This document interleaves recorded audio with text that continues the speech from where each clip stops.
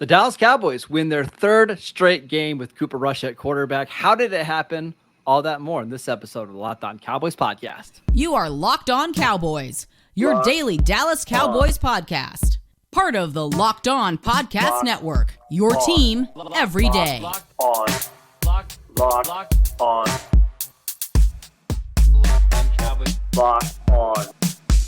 Cowboys. Welcome back to the Locked On Cowboys podcast, part of the Locked On Podcast Network, your team every day. We'd like to thank you for making us your first listen of the day. We are free and available on all platforms. And today's episode is presented by Prize Picks. Prize Picks is daily fantasy made easy. Pick 2 to 5 players, and if they score more or less than their Prize Pick projection, you can win up to 10 times your money on any entry. First-time users could receive a 100% instant deposit match up to $100 with promo code Locked On. That is prizepicks.com, promo code Locked On. Landon, we've got a fun little game to talk about today. How you Absolutely. doing, sir? I'm doing well. Obviously, Cowboys win big, 25-10 against Washington, which is exciting.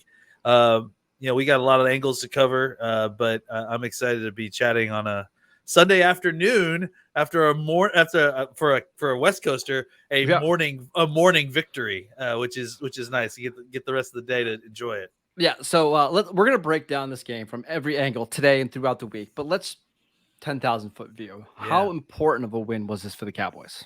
I mean, it's enormous. I mean, you go in 3-1. You're keeping pace with the Eagles, who are 4-0. And I think you play them in 2 weeks. Mm-hmm. You're still very much in striking distance of not only staying at pace for a playoff spot, but still within striking distance at the quarter pole of the NFC East title without your starting quarterback for the last 3 games. You really can't ask for anything better than that. Frankly, I think we would have been thrilled with a 3-1 record if Dak was here. So, you have to be really thrilled with the way that this team has played and kind of persevered through what was a very rough start to the season. And it's really they found a way to even things out a little bit. I mean, this seems obvious, but other than Philadelphia, no other team in the NFL has a better record than the Cowboys right now. And that's kind of important going through the first month of the season. We've been talking about this for a while, Landon, right? Like first month of the year, you just want to be 2-2 or better, right? You get through the first month and, things kind of start to even out. Being 3-1 with 2 of those games being against playoff teams from last year, it's a pretty good start. Yeah. And the best part too, is you go into the most difficult part of your schedule coming up these next few weeks. And if you can come out of that, what this win this week allows you to do is if you can figure out a way to get 1-1 in the next 2 games, I mean, you're really sitting pretty for the rest of the season once, and I think hopefully you start talking about when Dak comes back within the next 2 to 3 weeks, you could really be in a good spot kind of getting into the last half of the season. All right, let's talk about Cooper Rush, who won his 4th career start on Sunday. I mean, he wasn't fantastic. He had a couple plays that I'm sure he wishes he could have had back, but for a backup quarterback, he was everything you could have hoped for and more.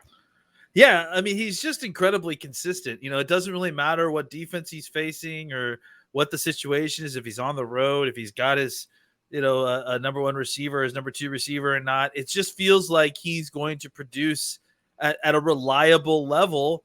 And I think it really showed that getting guys like Gallup back really kind of helped. I think open the offense up a little bit more for him.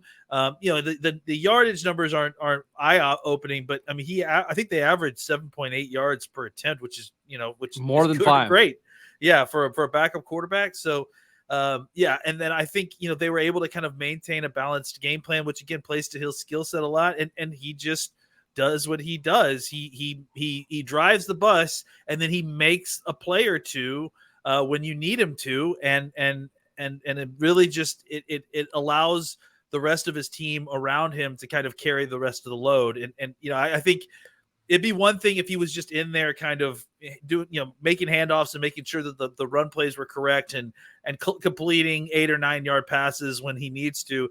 He's getting chunk plays, and they're making plays when he's on the field, and that's really incredibly impressive for a backup quarterback nowadays. I feel like. Yeah, and I mean, you can see that the trust in Cooper Rush is starting to grow for Kellen Moore and Mike McCarthy, right? They're starting to open up the offense more. You saw the Cowboys take multiple shots down the field. I mean, how many deep balls did they throw to Michael Gallup that ended up resulting into a penalty, or taking chances down the field with CeeDee Lamb? Like, now that they're able to start doing that kind of stuff, I mean, I hate to say this going into week 5, but I mean, you kind of feel like they're going to give them a chance against a team like the Rams next week in Los Angeles.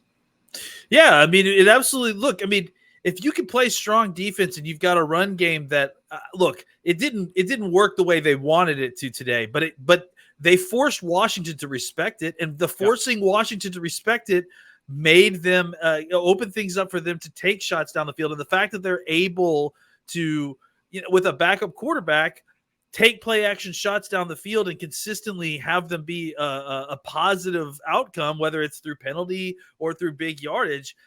I think that's a very dangerous combination, for any team to face. I think if you've got a team that, can force the other team to respect the run, whether it doesn't matter about the yardage, it just matters about how they're having to adjust their defense to respect it. Then it can open opportunities down the field. But the key thing is that you have to take advantage of those opportunities. If you can't take advantage of those opportunities, it doesn't mean anything.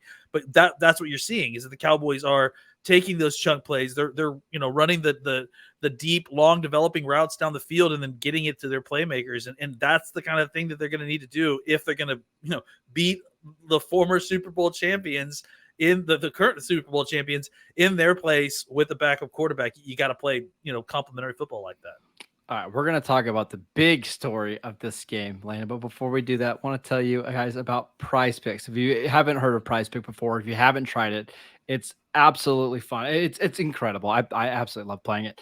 How does it work? All you have to do is pick 2 to 5 players, and if they score more or less than the Prize Pick projection, you win. And you can win up to 10 times your money on your entry. No competing against other people. It's just you versus the projections available. Prize Picks offers projections on just about any sport that you watch. This includes the NFL, NBA, MLB, NHL, PGA, college football, men's college basketball, women's college basketball, soccer, WNBA, esports, NASCAR, tennis, MMA, boxing, disc golf, Euro basketball, cricket, and more. Entries can be made in 60 seconds or less. It's that easy, and they are currently operational in 30 states and Canada. All you have to do is download the Prize Pick app or go to prizepicks.com to sign up to play daily fantasy sports. First-time users can receive a 100% instant deposit match up to $100 with promo code Locked On. If you deposit $100, they'll give you $100. If you deposit $50, they'll give you $50. It's just that easy. Don't forget to enter promo code Locked On at sign up for an instant deposit match up to $100. All right, Landon, let's talk about the Cowboys defense in this one. Early in this game, they were getting a little bit gassed on the ground, 142 rushing yards altogether. But it's that pass defense that's absolutely incredible. Washington averaged 3.5 yards per drop back in this game, which is absolutely incredible. What a performance by the Cowboys defense.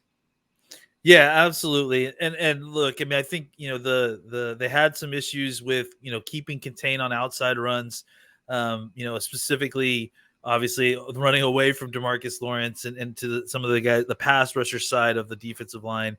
And then, so they were hooking the corners on that side too. So they were able to get outside and gash us on a couple of 20+ yard runs. I mean, maybe 3, I think. I don't know what the count is off the top of my head, but it was a couple long ones. Yeah, I mean, 60+ yards of big plays combined. I would say that they figured they made some kind of adjustment in the second half or something to kind of counteract that a lot, and I think that really helped things in the second half. And outside of those gashes, the Washington Commanders' offense was absolutely anemic. Like, they just could not do anything. They certainly couldn't protect Carson Wentz, and the play calling indicated that, as well as the results. They didn't want to take any risk with him. They only had 2 sacks, though, but you could feel that Washington was worried about the pass rush. Absolutely, yeah. And on all those 2 sacks, they were huge too. One was a huge loss, and the other one, Wentz lost the football and almost lost it. Almost turned it over. So I think that we saw exactly what we thought, that the gravity of the Cowboys defense would be a huge effect on the Washington. The Cowboys defense would be a huge effect on the Washington ability to move the ball or just get anything going consistently. And the fear I had was that the playmakers on the outside would be able to make a couple of huge plays. And I think, it's incredible what Trayvon Diggs in this game did. I mean, he just played. We talked about it, this is scary. Terry is not so scary for Trayvon Diggs for these last few matchups, and he's really done a great job of limiting his ability to get passes, get open, and that's kind of how they've been running their pass offense. They were able to get a couple passes down to Curtis Samuel and some of these guys. They got behind. They got obviously the touchdown pass on Anthony Brown, and then another turkey hole shot and cover two or here or there. But for the most part, Carson Wentz was basically running for his life every time he dropped back to pass because of the pass rush. He was looking around. There wasn't a lot of options for him. And then when they were, dumping the passes down, like we talked about, right? We talked about how there was going to be a lot of dump downs, and the Cowboys had to rally to tackle guys like Donovan Wilson and Malik Hooker and Israel Mukuamu. Just were there everywhere and just making the tackle before anyone could pick up any extra yards. And it left with Washington few options, especially in the second half of reliable plays that they could use to move the football. All right, let's talk about Trevon Diggs, because that might have been his best game of his life. He's had games where he's had multiple interceptions. He's had games where he's had pick sixes. I think that was the best complete game he had. These are some early PFF stats that could very well change when you get a little bit more charting data. But here we go. Are you ready? 5 targets for Trevon Diggs, all against Terry McLaurin. He allowed 1 catch for 6 yards. He had 3 pass deflections. The ADOT that the Washington had against them was 22, which means they're throwing the ball down the field. Had an interception. Carson Wentz passer rating when targeting Trevon Diggs, 0.0. Unbelievable performance by him. Yeah, we talked about it last week when he had that huge tackle to kind of seal the game, and he sort of did something similar twice this week, right? Where he had 2 different pass deflections at 2 different times that seemingly got them off the field when they absolutely needed to have it, and then obviously the interception near the end of the half. Just an incredible performance by him. And really, I would be remiss. I mean, obviously Brown kind of had an up and down day, but Deron Bland's interception, which he had later on in the game, was a huge one, was a great play by the rookie. I mean, it's hard not to be incredibly impressed with the whole secondary. The whole secondary. I would actually say, I'm not sure the pass rush had their best game today. I think Micah Parsons maybe had 1 pressure. I've seen their pass rush be more effective than what they were. This is the best game I've seen their secondary play in a long time. They did not give the pass rush a lot of opportunity. They were trying to get the ball out quickly, but when they did, there was definitely times when I thought that the pass rush should have gotten there, including that Anthony Brown the turkey hole shot. That I think that big second big reception. I kind of put that more on the pass rush. They needed to get there. They gave Carson way too much time for that play to develop. Go ahead. I was just going to say. I think the defensive tackles also are something we have to talk about next after this, because they played absolutely outstanding. The Cowboys defensive backs allowed 3 receptions over 7 yards in this game. That's crazy. Yeah. I mean, that's insane. 3 receptions. And here were those receptions. There was a 31-yard bomb to Jahan Dotson. It was just a great play. They had a 15-yard pass to Curtis Samuel and an 11-yard pass to Antonio Gibson. That was it. That's all the chunk plays. If you even can call it an 11-yard completion, a chunk play by Washington. That's how good Dallas' secondary was here in week 4. The 3 safeties that play in the game, Mukuamu, Dono, and Cooker, combined, and I tweeted this out earlier, combined for 23 total tackles, a tackle for a loss and 2 QB hits. I mean, that's this is a team that had perpetual safety problems for a decade, right? And now we've got 4 solid safeties. And then I would say the same thing with the defensive tackle, right? The defensive tackle is another position where you felt like we just never were going to have good defensive tackles on this team. Suddenly we're rotating 4 deep. Gallimore showing up today, getting a sack, playing good football. Hill having a much better day again today. Obviously, Oso Odigizua is still continuing to play very good football this year. Golston, coming in as that fourth guy, Yep. rotating in. The defensive tackle position is safety position, two much maligned spots on the Cowboys defense for a decade plus, suddenly, paying huge dividends in all the investments the Cowboys put in there, and it's finally developing. Donovan Wilson and Malik Hooker played all 74 snaps on defense. Israel Makamu played 28 snaps. I think that unit's going to get even better when Jaron Kearse, I think, is going to play next week against the Rams. You get all three of those guys on the field together. I mean, they can really play well in coverage. And you see it like in 3rd and 5, they're just taking the linebackers off the field. And it's like, okay, we're going to put a 6'4" Israel Makamu out there to cover your running back and just take up space in the middle of the field. Their defense was lights out today. Yes, they got gashed a little bit in the run, but you see why they're okay giving up with chunk run plays, because ultimately the run doesn't mean you give up and you're not giving up a lot of points and big plays, correct? If you can't, I mean, it's just like what we said on the other side of the ball, right? Like if your effective run game or your run game isn't, creating gravity, isn't pulling defenders away from, the passing game, it's not really that effective. And the Washington Commanders weren't able to make the Cowboys pay consistently enough in the pass game for that, for those run chunks to even matter. All right, let's talk a little bit more about the offense, because we really only talked about Cooper Rush. But before we do that, I want to tell you about Built Bar. If you haven't tried Built Bar Puffs yet, you are depriving yourself of life's greatest joy. And I'm not exaggerating. Like, Built Bars are phenomenal. I have one every single day. They have a new flavor out that's, my current favorite, cookie dough chunk puffs. They have a light, chewy texture, real cookie dough chunks, and of course, they are covered in 100% real chocolate. All the joys of eating cookie dough without the hassle of making it. Plus, it's healthy for you. They have only 116 calories and a whopping 15 grams of protein. Again, covered in 100% real chocolate.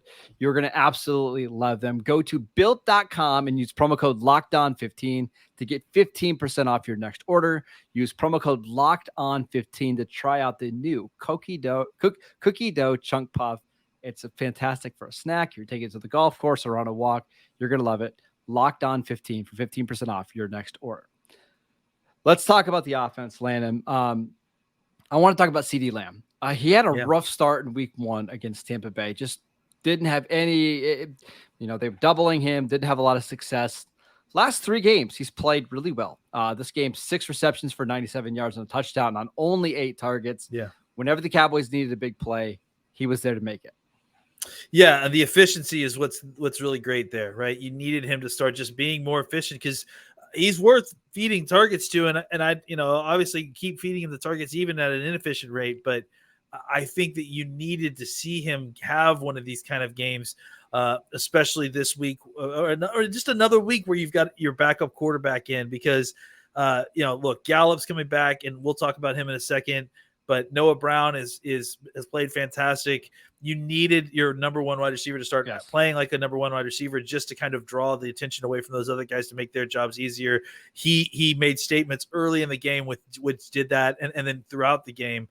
Just really great job of getting open, converting targets, and then making huge plays. That Dino concept that they had for the big touchdown, near the end of the game, was just such a great route where he got his feet outside, got his corner turned all the way, ready to cover the corner route, then just came back in on the post, and it was an easy touchdown. So fantastic job by him, and I think some other, he was not the only one who had a fantastic game in the wide receiver core at all. Yeah, let's talk about Michael Gallup. His first game back since the injury. It's only been 9 months since he suffered that injury. You look at the box score, 2 for 24 and a touchdown. You think he had a fine game back. He made a lot more plays than just that. 2 big defensive pass interferences that he drew to kind of change field position. But the touchdown play is exactly why he's a great fit in this offense. And with CeeDee Lamb, he just has such a good feel on broken plays, kind of how to get open, how to be at the right spot at the right time. I imagine as he gets healthier, as he plays more, that the Cowboys are going to up his snaps. But I thought he was pretty impressive in his first game back. Oh, yeah, absolutely. I mean, I think, like you said, he drew 2 pass interference penalties. And I want to be clear, like, he earned those. Like he made them fear for their lives. He was going to get open and beat. I mean, on one of those, it was going to be a touchdown if they had tackled him. I mean, I think he came back and looked fantastic. Being the same kind of player, he didn't look like the shell of himself that you worry about or anything. He looked like Michael Gallup for the most part, and just him being on the field opens things up underneath. It vertically stretches the offense. The defense, because you have to respect his ability to get down the field. 2 catches, 29 yards. That's great. The penalties were enormous and like I said, earned. And I think that when we go back and watch the tape as well, I guarantee you that we're going to see that he opened things up for other people to kind of get some good passes too. I honestly think back to that one dump off pass to Zeke where he got like 30 yards, right? Mm-hmm. It's because all the defenders were all the way down the field, right? And so I think that it's things like that where Gallup is part of a team now that is taking coverage, further and further down the field, and it really opens things up for the guys who catch your dump off passes, which you're not trying to dump it off all the time, but you would love to see that opportunity for these guys to dump the pass off and turn around and get 5 and 6 yards instead of just turning around and getting hit by a defender who's, playing the game shallow because they're not afraid of any of our deep threats. Yeah, I'll have to double check, but I'm pretty sure he had over 50 yards in penalties in this game in terms of like penalties drawn. And that's huge when you're playing with a backup quarterback because it is hard to create chunk plays. But we should mention that somebody who did create some chunk plays for the Cowboys offense, Noah Brown. I mean, every week it seems like he's having one of those big 45-yard receptions that flips the field and puts the Cowboys in the red zone.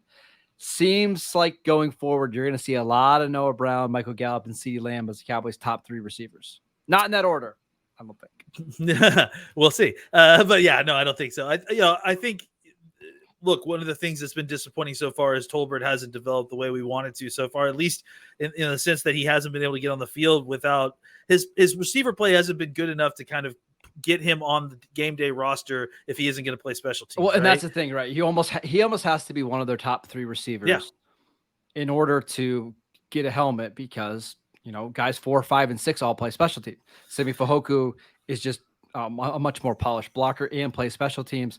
Kavontae Turpin is playing special teams, and the Cowboys are only keeping 5 receivers active right now. And so the good thing that's kind of helped with that is that Noah Brown, a guy that you didn't necessarily expect to be a producer at the wide receiver position, has been a major contributor as a receiver in a very positive way. So, some of the reliance on some of the younger youth of this team has served them a little bit. They still need Tolbert to come on. They still need that additional element. I think he will.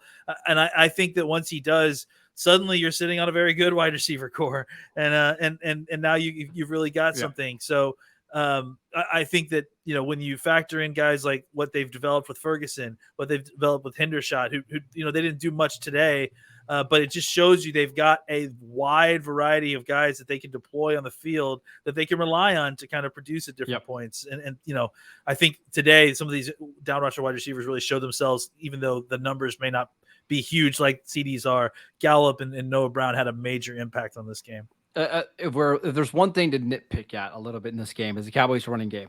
No runs over 10 yards in this game. The 2 running backs combined for 27 carries or 53 rushing yards. We knew it was going to be tough with Jonathan Allen, Deron Payne. Those guys are just awesome in the middle of Washington's defense. But Cowboys offensive line, especially the interior offensive line, didn't play particularly well against those players. Yeah. They definitely committed to stopping the run. There's no doubt about it. They put resources to it. And then on top of that, Zach got hurt, at a certain point in the game. Connor McGovern coming back, and we're hearing at different points that maybe he came back a little bit earlier than he should have. Because he said that he wanted to, and he didn't look like he was all the way back. So I think they really leaned on Peters a little bit more than they necessarily wanted to. So, I would say for sure. And I think Biotish had his worst game so far, just in general. But again, like you said, you've got those 2 guys inside who were basically the best players for Washington. And they played like it. And so they're going to have an effect on the game, and they did. But it cost them, the focus on trying to stop Zeke and Pollard and trying to just not allow them to get going it took their focus away from the back end of the field, and that's where the Cowboys were able to make hay. And listen, I don't disagree with that strategy. You got a backup quarterback. I think that's probably the thing that you're going to rely on to make a mistake more than Pollard and Zeke if you give them opportunities in light boxes. But at the same time, if a passing attack can get going, that's always going to be more dangerous than a solid running game. And I think Washington kind of proved that tonight. If you remember last year, Landon, the Cowboys opened week 1 with a loss against Tampa Bay, and then they rattled off a bunch of wins. I think it was 6 straight wins. They went all of the month of October without losing a game. I don't know if we're on the similar path, but week 1 loss against Tampa Bay, 3 straight wins. Feels good. It feels good to get through the first month of the season 3-1. And on top of that, you've had some injuries that you've dealt with.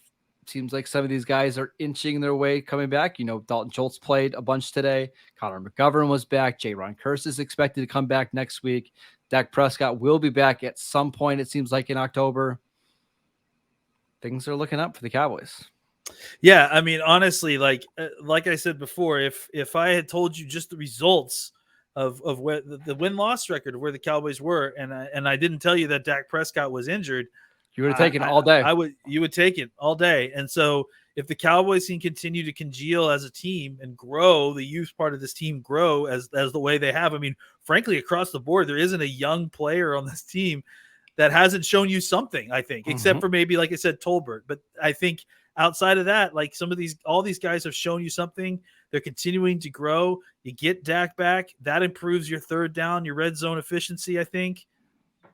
You suddenly have a very, very balanced, very good team that you could be playing and you could be having in the going into the late part of October, early November, right when you need to start getting good. All right, we're going to break all this game down all week long. We're going to have our all 22 review early in the week. We're going to have some questions, I believe, on Wednesday, crossover show on Thursday, and of course on Friday. Landon and I are going to break it all down. So make sure you are downloading the Locked On Cowboys podcast wherever you get the podcast. I'd like to thank you for making Locked On Cowboys your first listen every day. Now make your second listen the Peacock and Williamson NFL show. Brian Peacock and former NFL scout Matt Williamson give you the expert NFL analysis in less than 30 minutes. It's free and available wherever you get your podcast. Follow Landon on Twitter at McCoolBCB. I am at Marcus _Mosher. Enjoy your Victory Monday. We'll see you guys next time.